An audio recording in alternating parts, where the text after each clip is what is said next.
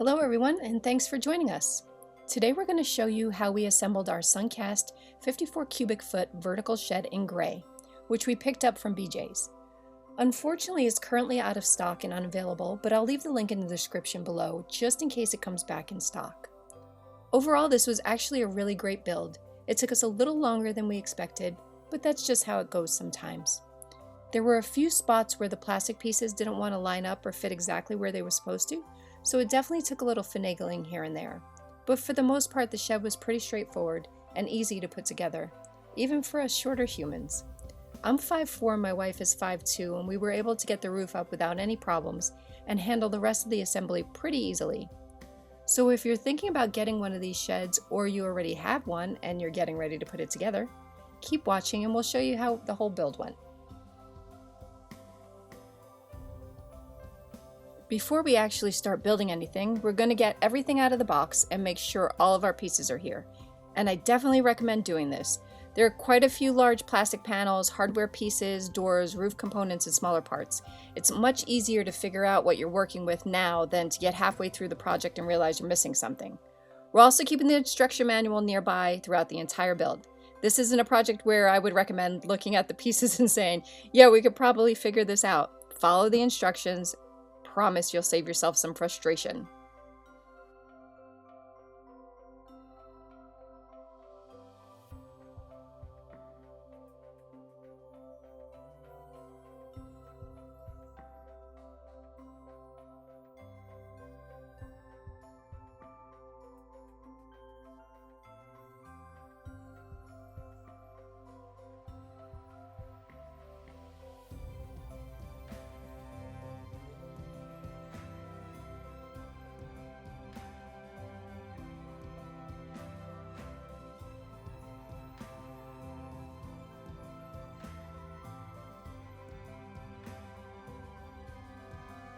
Another important thing is having a flat, level surface.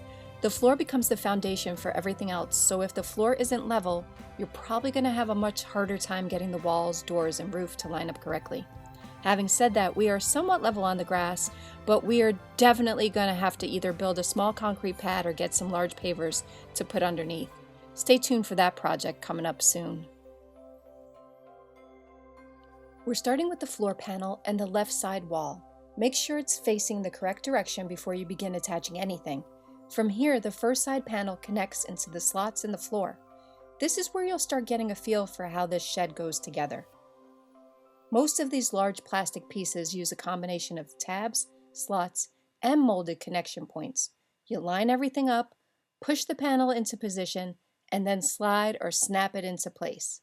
Sounds simple, and most of the time it is. You're definitely going to need your hammer, or I would suggest a rubber mallet, to whack some things in place. There were definitely a few times during this project where the plastic pieces didn't want to go exactly where they were supposed to go. Don't immediately assume you're doing something wrong. Sometimes you need to just adjust the angle, wiggle the panel around a bit, and just make sure every tab is lined up before trying again.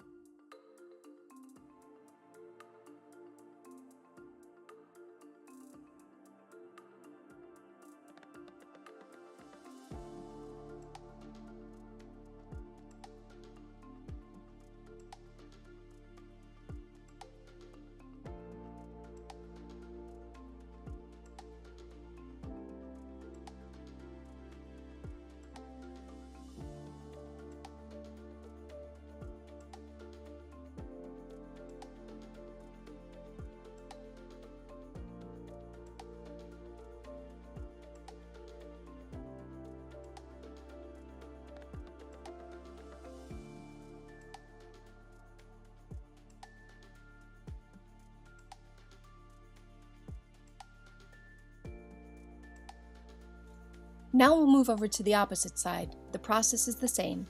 We're lining up the bottom of the side and back panels with the floor, getting those connection points seated properly, and then locking everything into position. This was actually one of the more satisfying parts of the build because once both walls started going up, it finally starts looking like a shed. Again, if you're struggling with these panels, check the tabs. We found that sometimes one connection would be perfectly lined up while another one was just slightly off, and that tiny difference can keep the entire panel from seating correctly.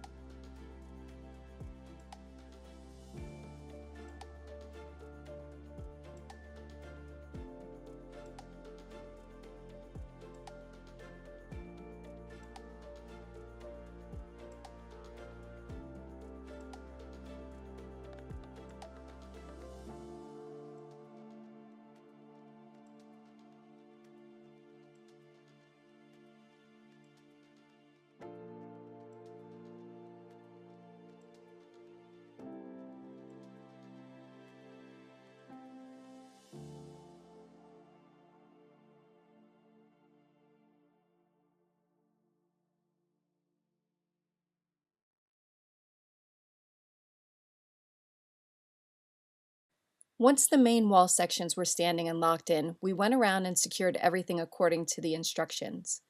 At this point, the shed starts feeling considerably more solid. If you're using a drill or powered screwdriver, just remember that you're fastening into plastic components. You don't need to crank these screws down like you're building a deck. Get them secure, but don't overdo it. We're also constantly checking the walls as we go to make sure nothing shifted out of position, because the better everything is aligned now, the easier the doors and roof are going to be later.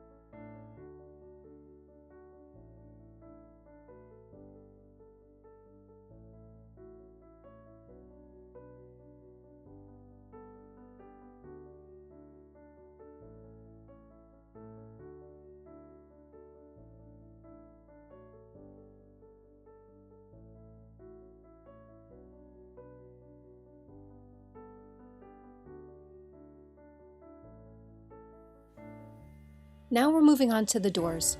We're installing the required hardware and preparing each door before attaching them to the shed. This is where I recommend taking your time and paying close attention to the orientation of everything. It's very easy during projects like this to install something backwards and not realize it until 3 steps later. Ask me how I know this.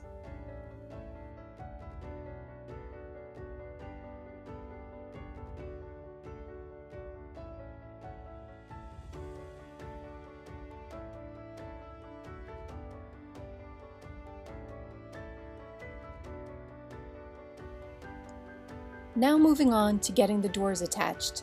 This is another point where a second person makes life so much easier.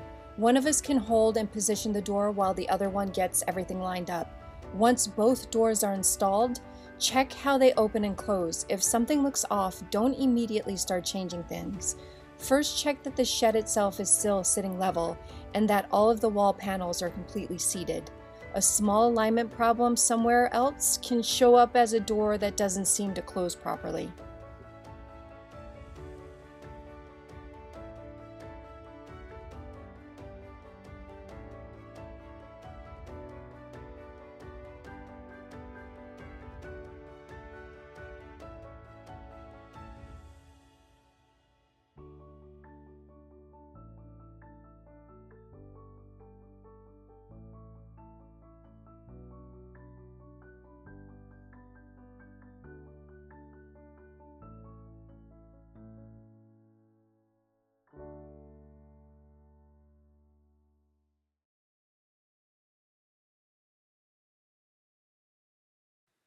Once the doors are prepared, we can start getting them into position. This shed has two large front doors, which is nice because when they're both open, you have access to almost the entire width of the interior. That's especially helpful if you're storing larger items. The handles are also designed so that you can add a padlock if you want to lock the shed. The padlock itself isn't included, so you'll need to supply your own.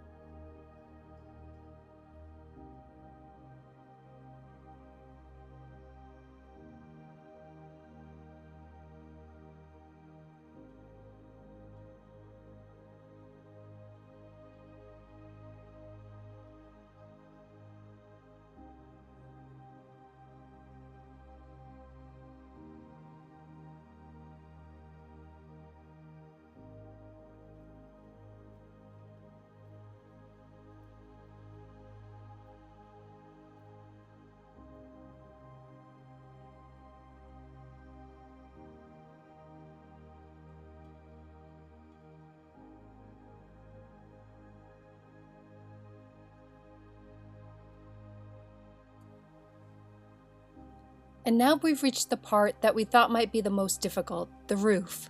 We're both fairly short. I'm 5'4" and my wife is 5'2", so anytime instructions tell us to lift something onto the top of a 6-foot structure, there's usually a moment of concern. But surprisingly, this wasn't bad at all.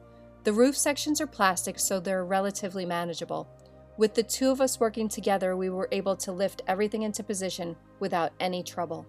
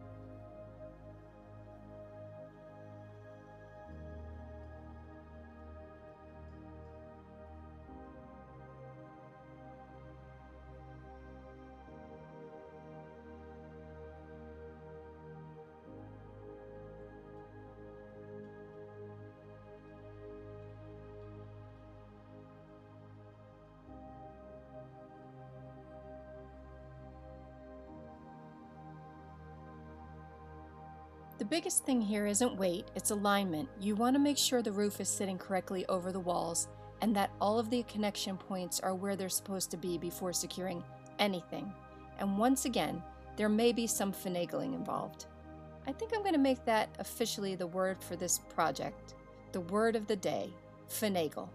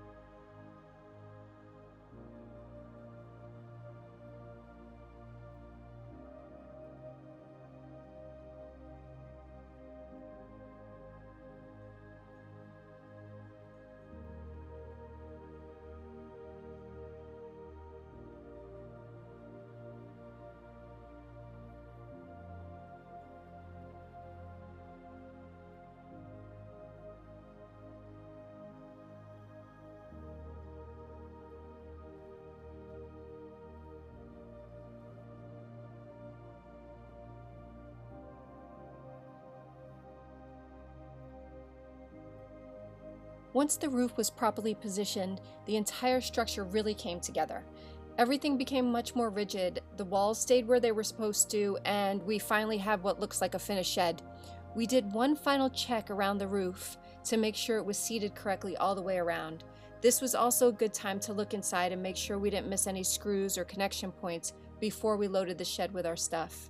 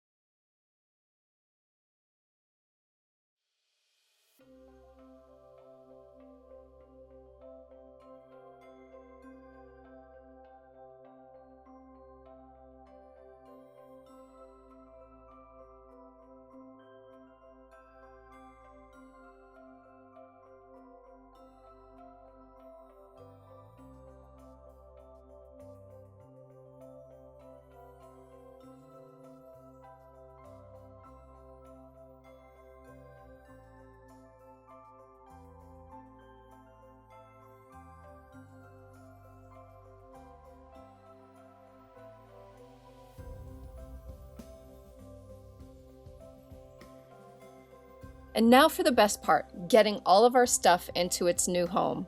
For a shed that doesn't have a huge footprint, there's actually a pretty good amount of usable space inside. Because it's almost 6 feet tall, you can take advantage of the vertical space for things like rakes, shovels, brooms, garden equipment, and other long-handled tools. And depending on what you're storing, Suncast also offers accessories and storage options that can help you organize the interior. We're definitely going to be looking into that.